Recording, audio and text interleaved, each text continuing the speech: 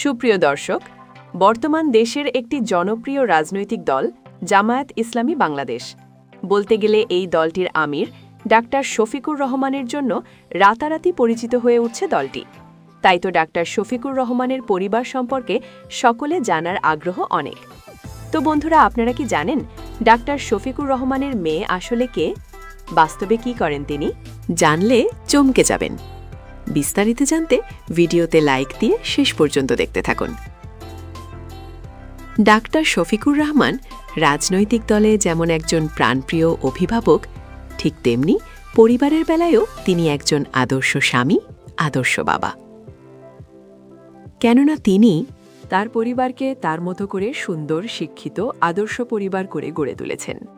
ব্যক্তিগত জীবনে ডাক্তার শফিকুর রহমান ১৯৮৫ সালে ডাক্তার আমিনা বেগমের সাথে বিবাহ বন্ধনে আবদ্ধ হন।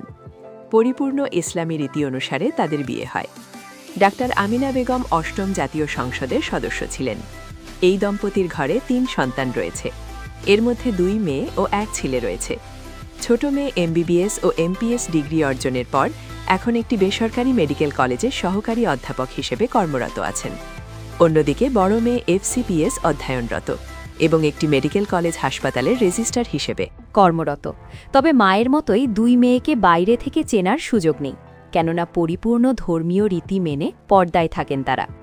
একদিকে জামায়াতের মতো একটা ইসলামী দলের আমির তাদের বাবা, অন্যদিকে রক্ষণশীল পরিবারে বেড়ে ওঠা। তাই তাদের পক্ষে কোনোভাবেই খোলামেলা চলাফেরা সম্ভব নয়। অন্যদিকে তাদের মা ডাক্তার আমেনা বেগম 5 বছর এমপি ছিলেন। জীবনের লম্বা একটা সময় রাজনীতি করেছেন। এর পাশাপাশি ডাক্তারি পেশায় যুক্ত ছিলেন। তবুও কেউ তার ফেস কখনো দেখতে পারেননি। সবসময় তিনি খুবই পর্দাশীলভাবে চলাফেরা করেন।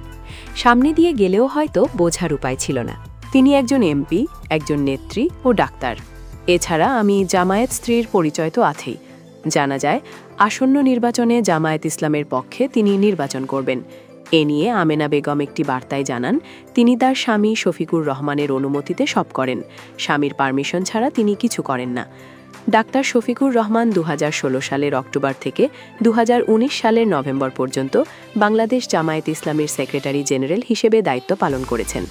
2019 সালে 12ই নভেম্বর তিনি বাংলাদেশ জামায়াত ইসলামীর আমির নির্বাচিত হয়ে 2022 সালের অক্টোবর পর্যন্ত দায়িত্ব পালন করেন।